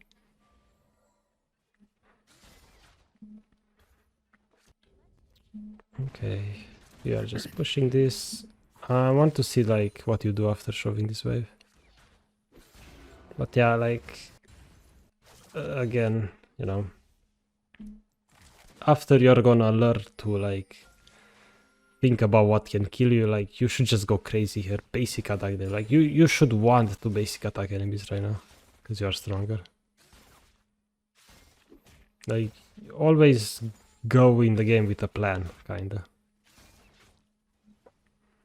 Because probably I did ask you, what are you doing in loading screens? Are you doing anything special, like alt tabbing, or think about the game? And be honest. Nothing really. Okay, yeah, like, another thing in the Still, checklist to add. Yep. Because if you go into the game with a plan, it's way easier to play. And now, rewind that a little bit. Okay. Map, whatever happened before this, like this is a situation where you usually wouldn't be in if you like played it properly and got vision beforehand. But yeah, this way right now what's happening here is not that important. What's important here is what's happening on the map. Map tells us how to play the game. What do we know right now? Our jungler is invading, so we need to keep prio, I guess. Yeah, get prio help So, because you are stronger, and if you're stronger, and okay, let's say this rewind a bit. Like after you get second wave here and the cannon, you shove this instantly before your other wave comes in, and before enemy other wave comes in, you go, you just walk. After you shove this, you walk, and you place a ward like between the gromp and the blue buff from over this wall like this here. Like if you do this in every game that you get to shove the third wave and get prio, like this is just gonna make your life and your jungler's life so much easier. And like I want to just practice this non-stop, like non-stop when you get the chance, of course. Because you know, if you had a ward here, Briar would have seen, oh, the enemy has Gromp still up, I'm gonna go there, and then you recognize that, oh look, Briar wants to come bot and invade to get the other camp, right? So you just shove this and go help. I wonder what happens now. Because I might end up warding there, exactly where you're saying after. Oh no, she's already got a ward there, no one. She placed the ward now. But yeah, like Timo is missing, but or she's invisible or whatever. But it's like if you got prio earlier and walked up earlier, and like you would have been able to react to this way sooner. But you are lucky that Timo's AFK. I don't have no idea where he is. Because you know, in this situation, if Timo helped there or Casio helped there, well, your jungler lost, your jungle mental booms, and you lost the game because jungler gave up, right? All because you didn't set up deep vision beforehand and you didn't get prio to help right away, right? Because again, like knowing where your jungler is, like how many seconds, this keeps 10 seconds, right? Here you see Briar bot, okay, or like you have 10 seconds, 20 seconds to react to the fact that Briar wants to go in the enemy jungle. So you just want to watch the map, watch your jungler, and play with your jungler. Because let's take the what do we call the front lines, the tempo lines right now. First tempo line, the furthest is the 3-9 base. Second is you, Alistar and Azir in the river, and then the most forward tempo line is Briar right here, like that. And to have an impact on the game, to help your teammates, you want to be on the front tempo line, aka where Briar is. And how do you do that? You shove and you go help your jungler. It's, you know, like sometimes say you might want to shove and hit the turret, but if you just shove and move instantly with your jungler here, like you are already on the tempo line, on the forward tempo line, and you can just kill the echo without coin flipping. They win the 1v1, the Timo goes there or not, you know. This time you got lucky, but most of the time, this happens so often to me, like the jungler just goes in and dies, you know. It is what it is. And this time you got lucky. Okay, you got again that same situation with Drake from last game. Jungler is here, you want to take Drake ASAP, and in this case, because Briar pinged you, you're just gonna do this thing. But usually you want to like get a good habit of initiating these kind of things, you know. But yeah, Briar is playing well, it's good, all good. But yeah, like these situations again will not happen if you just get vision beforehand. And I'm just gonna stop talking about that example because I think you had enough this way. Because again, here, like if you shove this, you should go get that vision set up. You know, I have no idea where Echo might be, and you just have no wards left in the enemy jungle now. Imagine if Echo died. After he died, he just walks bot. You got Drake. Echo could be here somewhere already. And you're kind of far up anyway. And you're not doing anything really here. But yeah, you're gonna keep this in mind. And no, you're gonna improve. And you are instead recalling. Well, okay. It's fine. You'll improve with no worries. Let's skip a bit to like more important. I want to see engage support because I really want to see how you use your W after the engage support engages, of course. I don't think he actually goes in like Ever. a proper combo. I mean here, you know, it's like, tell me, can Alistair right now? Can Alistair engage right now? No. And why is that? I'm too far. Yeah, and if he engages right now, he's 1v2, right? So instead, you know, like, again, the loading screen thingy I mentioned, like, if you know they don't have any threats to kill you, just play behind their minions, be here, be on the same line as your support, be ready, because they literally cannot hit you with anything, they can't do anything to drive you back. And if you walk up, they're just gonna go back under the turret like babies, because they're afraid. Like, you gotta remember that you play against humans, and like now you're just poking them with W. That's really, really good. But you should be caused that right now, even if you last hit or like hit those minions, you need to be here. You need to be aggressive. You need to be, not stay behind the minions when you are this strong, this ahead. You know. You need confidence. And we pause. Same thing, right? You know what you're supposed to do right now, right? Yeah, would. Exactly. Cool. It's fine. Up. Up. Let's see what's going on. You got Team Splash. Cool. At what cost? You could have gotten Team Splash after you already. Okay. It's fine. Like, at least I'm glad. Like, if anything, you learn something super important so far. No matter what happens in the remaining of the session. Okay. Vision is power, right? Okay. Yep. Let's see what happens. You go back to bot. Twitch holds the wave. I mean, that's respectable, honestly. That's not so bad, so you can preserve tempo. Okay, look, I like what you're doing. See the difference? You walk up, you basically attack those speeds, you walk up, you show aggression. You basically, right now, what you are telling them is, hey Twitch, you ulted, right? You don't recall, because if you recall, I'm just gonna shove this on the turret and I'm gonna lose the whole wave. That's exactly what you're telling Twitch right now. And this is what you're doing. I like this.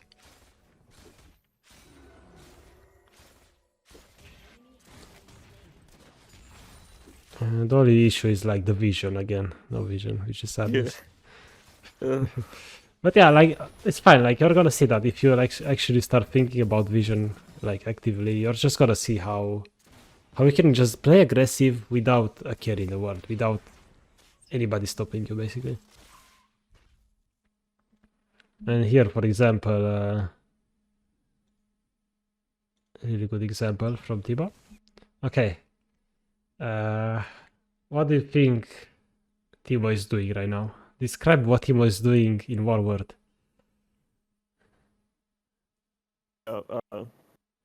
In one word? In one word. Just one word. Out of, I don't know, inting? There you go, perfect. He's inting, right? He's 1v2. Yeah. Like, just place choppers behind that fucker. He's dead. Yep. Right? You know he doesn't have flash. Why is he allowed to do this? You know? Like, if your engage support doesn't want to engage, like, you still have options with your chompers if the enemy support is literally inting it, right? Like that, because Twitch is too far. Yeah.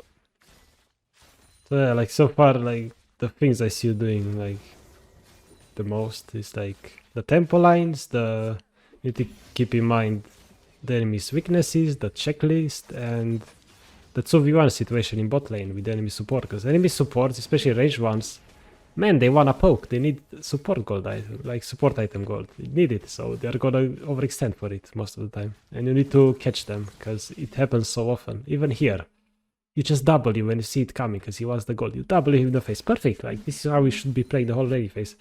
Right now, I would just walk up and threaten to place chompers like this, so he can't escape, you know? Even if Alistair is not close, like, So what if Twitch is stealth right now? If you stealthed here, it's like Alistar comes and you kill them anyway. Nice, I like this. Backing off after that basic was nice, I guess, so you don't lose too much HP, was cool. Because to kill Timo you need another basic at least and then ult, because this is not enough damage. Yeah, that was a waste of all. Yeah, I would say from my jinx experience, they shouldn't ult here, it's whatever. If you don't have little damage, don't bother ulting. Because maybe you need it on top lane right now. Look, they're fighting on top, Pantheon may escape HP. Well, in this case he doesn't, but yeah. You know. Just ult when you know it's a kill. Unless you have a better reason for doing so, like for casting a recall. But Timo recall is whatever. Okay, do we know where the enemy jungler is beforehand? I don't know. Well, let's say you don't. Right now, whatever. We didn't look at the map. I don't know. We are bad players. We don't look at the map. Whatever. Okay, well, if you don't know where the enemy jungler is, can we touch the enemy turret? Do you think we can touch this turret? It's like maybe. it's like it's super risky. This ward here is not good enough if you want to hit enemies under turret, because by the time you see him, like if he shows here and you are right here in the other turret, you get to here and he's right next to you. It's too late already, right? So just like when you're blue side, especially, the ward between blue buff and Gromp is huge, and then pixel brush is huge, or just in front of Drake is enough most of the time, if you really can't go deeper. Okay, Echo was bot. You're just lucky that Echo didn't gank you pretty much here. But I guess it's because Timo was super low. But why was Timo low? I recall too. But why was Timo low? Because he hinted at you, just poked him. That's good, you know. Okay, we need to watch a bit more mid game, because this is more of the same. Right now is just you're just stomping the enemies. They're dying, and they can't do anything in bot lane. Unfortunately, like your Alistar can't do much either. But here is like you have Alistar as protection in case they wanna all in you. But alone you could just poke them and be aggressive anyway, because the enemies they can't do anything. Okay. Let's look at the map. So I want to see like what you're thinking basically after you get this wave. Okay, we got this wave. What does the map tell us right now, basically? This is what we need to know. You have like a bit of time before the enemy wave arrives. What does the map arrive? Like, what does the map tell us right now? So dragons up, we got 2 tempo lines, and we need vision. Well, not so much the vision, but dragons up, so enemy jungle's bot, our jungle's bot. Okay. 2 tempo lines. Yeah, it's just you're on the basically front tempo line with Trinda around the same tempo line, more or less. And like, what do you think you should do right now to secure the Drake? Prio, I guess. Yeah, like, because what happens right now if you push?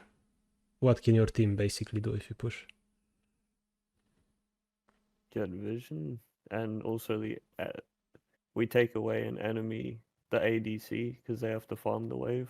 Perfect thing, exactly. Like if you shove this wave right now, you're telling Twitch, okay Twitch, your choice. You get the wave or you go Drake and lose the wave. Your choice. Make the enemies be in a lose-lose situation. Yeah. And besides that, like if you push here and you go towards Drake, like the enemy team has to do something about that Trina that's in top lane too. So it's like the enemies are in a lose-lose-lose situation right now. Even better. You shove and go Drake, hopefully. Yeah, you did. Oh! What's happening? Cassie TP behind you? But you know why this is fine?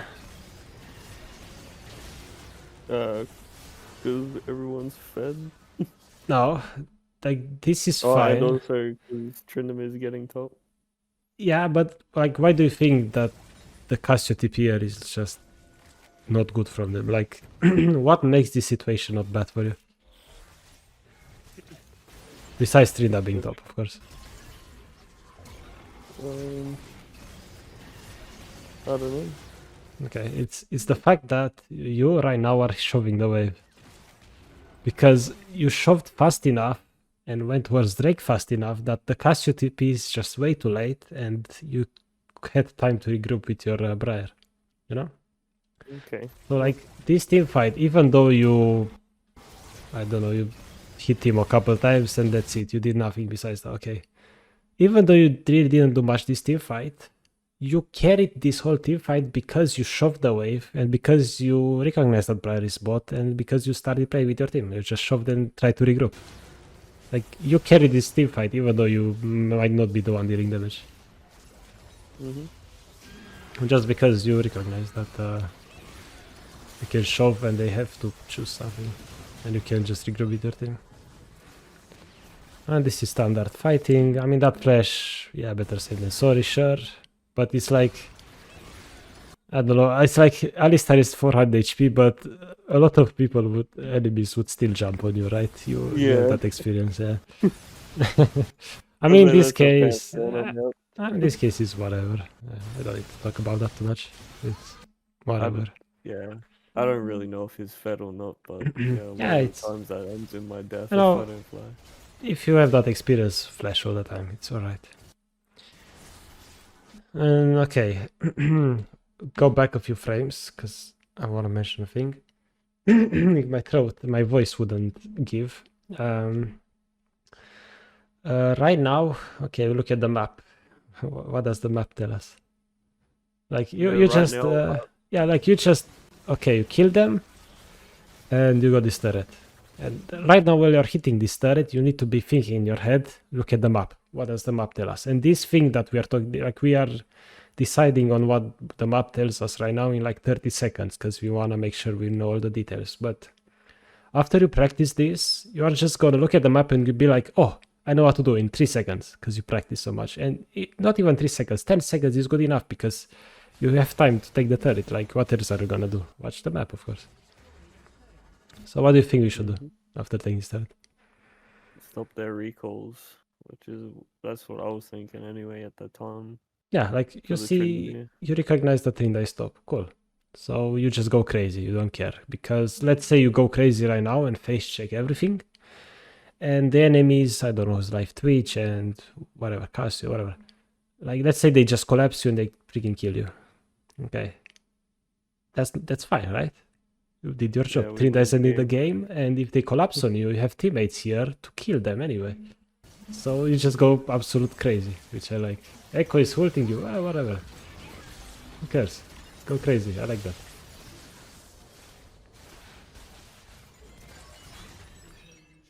Trinda is still top. Go crazy, I like this. Keep them here. Make them like see that you're low HP. Make the enemies grit for you. But okay.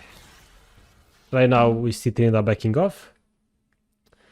Why no Drake here is my question.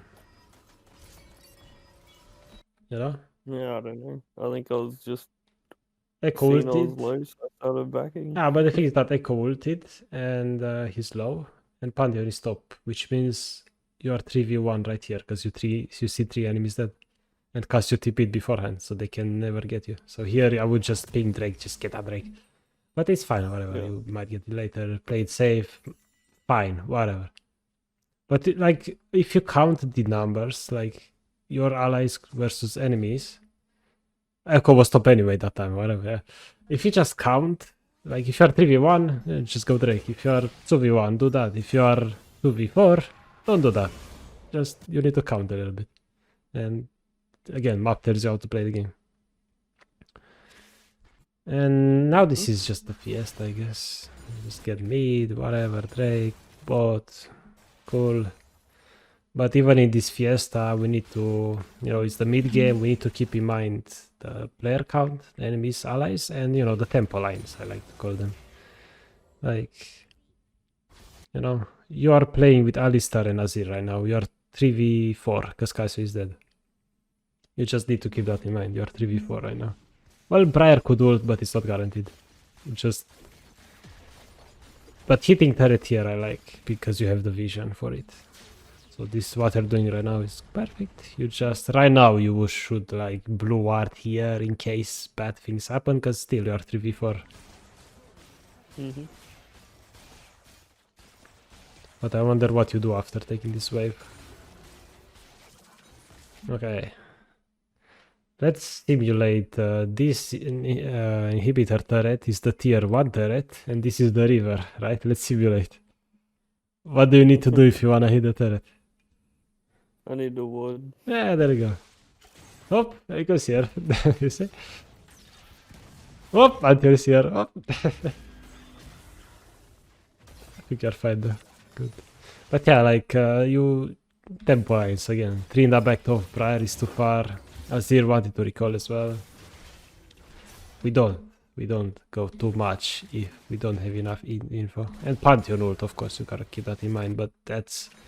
Oh yeah, like I talked about, you gotta keep in mind enemies' abilities bot lane, but like once mid-late game starts, of course there's the other enemies with like Nocturne ults, Pantheon ults. It's fine, you'll get used to those after you get used to counting enemies anyway.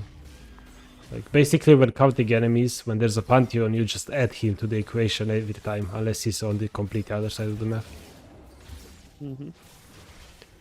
I probably die here, I don't see how we escape, but you know, at least you're running, you're buying time, because right now you are 3v5 again, you know, Trinda is on the front tempo line with you and Alistar right now. Briar Azir useless, doing nothing.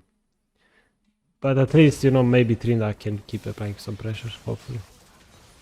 So it's not that bad, but still, if you backed off here and instead grouped with your Azir or took Wolves, took Gromp, it would have been better off. But you'll just get used to this. Like, the more you look at the map, the more you ask the map, how do I play this? Like, situations like this will never happen eventually, which is the goal.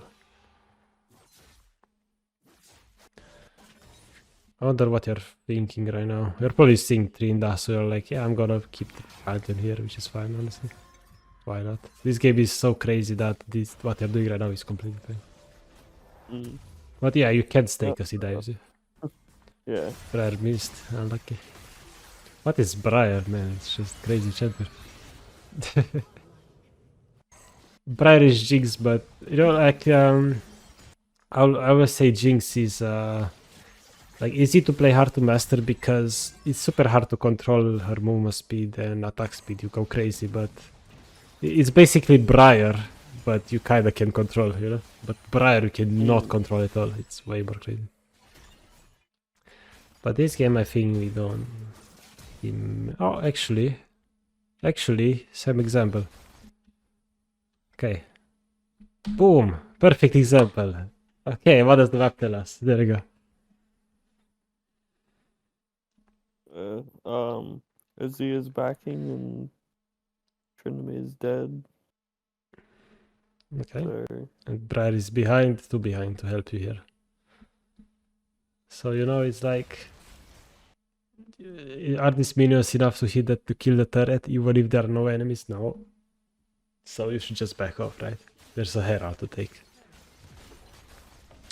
Because like when your allies are dead or whatever in mid-late game, like if one of your allies is dead, basically the rule, and you can't really go wrong with it, is to just chill, you know? Chill until you have 5 allies on the same tempo line. That's when you go crazy. And here you help Alistar, which you didn't even need to help the Alistar, we were just nice. But it's not your job if he wins. But this time it worked out.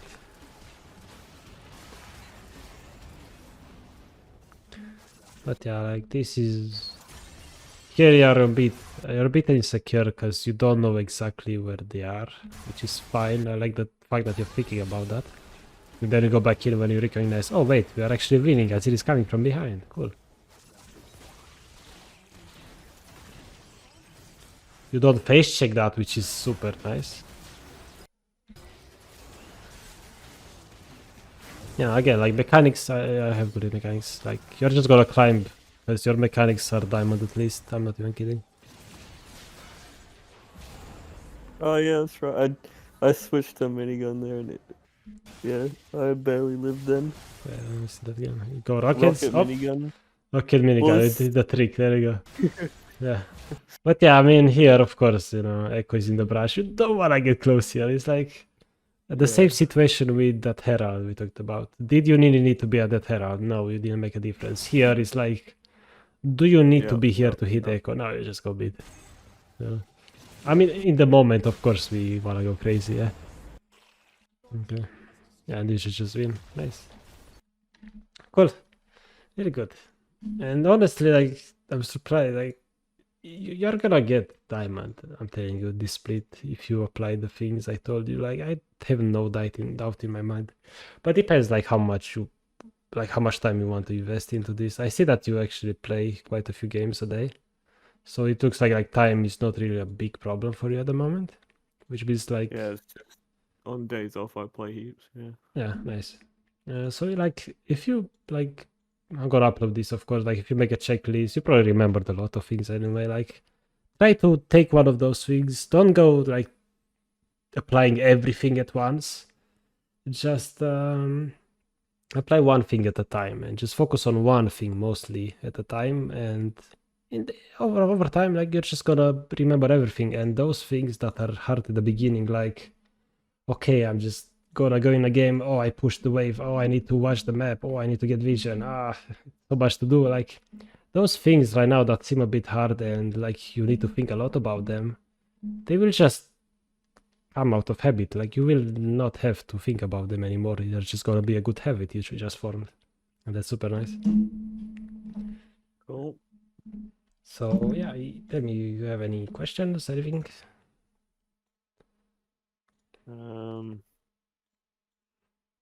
No. Real good. Glad. I hope I helped. I hope it's helpful. I hope I like enlightened you to see that. Like, I always say that, you know, like, getting diamond, in my opinion, is achievable by anybody, no matter who they are, no matter how like good their mechanics are. Just because if you look at the map, if you look at the vision, if you play macro properly, like, you're just gonna become unkillable and the enemies won't be able to get a lead pretty much.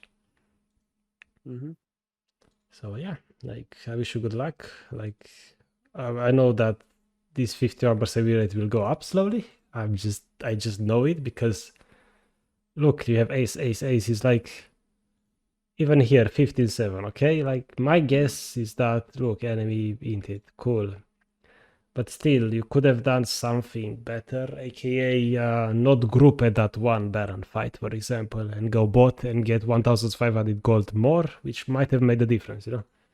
Stuff like that. Like, some of these red games are going to become blue in time if you just keep improving, because, you know, like, especially that you said you have the time to put into this, and I see that you want to improve, otherwise you wouldn't want coaching. Like, yeah, you can do this, no problem. Just be more confident, and yeah, in laning phase especially, just be more confident if you know they can't kill you. That's pretty much it. They're just gonna go crazy, gonna climb. Cool. Okay. Thank you. Yeah, it was nice meeting you. I hope you climb a lot. I hope you at least I hope you like enjoy this, because you gotta enjoy this as well. Because if you don't enjoy this, you know, it's a bit harder to climb. But I'm glad to see that you OTP, like, because if you play one champion, especially Jinx, like, you just gotta get a good feel. Not a good feel. You're just gotta like build that consistency. You know? You don't have to think about what you're doing. Yeah, you just exactly. You play the champion, you kite, you macro, not macro. You kite, you position properly, and then in the meantime, you're gonna spend most of your brain power looking on the map and taking a decision on what to do next, basically. So yeah, I'll see you maybe next time if you want another session, or in our Discord chat if you want to chat. If you have questions, like, feel free to ask me if you have questions, either when I'm streaming, either on YouTube comment, either on Discord, whatever. Don't be shy. Okay. Yep. Cool. So Thank yeah, you. I'll see you. I'm going to bed soon. Goodbye. See you. All right. See ya. Okay. Where's my webcam? Mm-hmm. Good. Yes. Very good. Very good. So hopefully, if you watch this 2 hour pretty much session, about 2 hours, yeah. Hopefully you'll learn something. I doubt. I probably like 2 people, maximum. Like if this video gets 200 views, I'm gonna see in my statistics 1% watch till the end. You know, I can see those statistics on YouTube. If out of 200 people, 2 people watch till the end, you know, I'm more than happy. I hope you learned something. And yeah, hopefully we get more coaching sessions because I feel like, you know, I'm just really happy to enlighten people and help people climb the video game that I love as well. Like I like being competitive and climbing and being a better player, a better person. You know? Yeah, thanks for watching and I'll see you next time. Bye.